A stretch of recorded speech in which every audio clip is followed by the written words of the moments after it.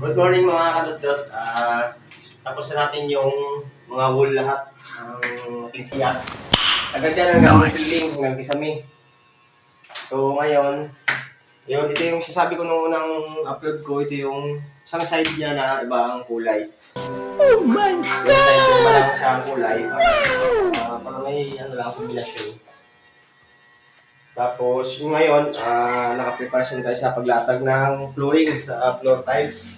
So bago natin siya tatagan, applyan muna natin itong waterproofing para sigurado lang na hindi nga tagasan yung baba. Kasi nasa second floor kasi tayo eh.